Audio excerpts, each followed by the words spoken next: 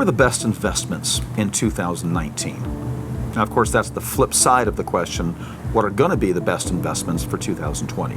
See, nobody asks one question without the other. Everyone says, well, what was the best in 2019? Because they're trying to figure out, well, what therefore will be the best in 2020.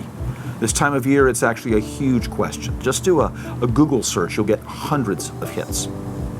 Hi, I'm Greg Wellborn with First Financial Consulting in Pasadena, California, and I'd actually like to try to address that question, what's going to be the best investment for 2020?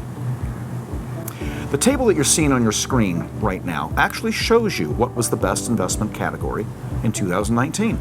In fact, it shows that all the way back to 1999. And it shows you what was in second place, third, fourth, fifth, etc. It's even color-coded, so you can kind of track the movement. For example, emerging market, I believe, is in kind of a light blue, and you can see in years when it's on the top, and then it kind of moves down, and you can do that for every category. Track them around as they move sideways or up or down or what have you. What you'll notice is that those that are on the top don't necessarily stay to the top. In fact, sometimes they fall all the way to the bottom. We've added some arrows on this chart to help you see that. In fact, emerging growth is one of those where in one year, right at the top, and then it plummeted to the bottom. And another year, it was S&P growth that was on the top and plummeted to the bottom spot.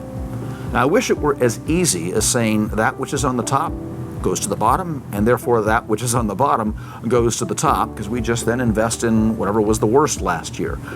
But again, we've added some arrows. These are in red.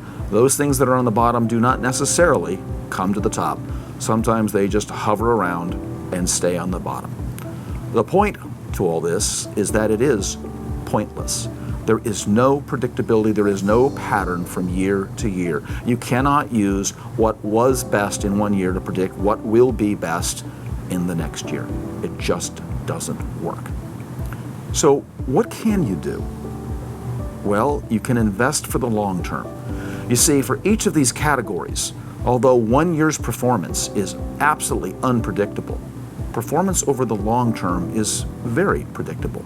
We can be extremely accurate in saying what's going to be good over the long term or what will have a great rate of return. In fact, we don't ask the question, what's the best for 2020? We ask what's best for 2030 or 2040. In other words, for the long term. That question, much easier to answer, and we can do it individually for each investor. In fact, it has to be done individually because your combination will be different than the next person's combination. So if you'd like some help in figuring out what will be the right combination for your portfolio, we'd love to hear from you. Give us a call, but please do not call someone who is offering a prediction for tomorrow or even for all of 2020. They are selling something. They are not offering objective advice. And when whatever they're offering goes south, they won't be around. We, on the other hand, we will be around for the long term, for your long term. Thanks for listening.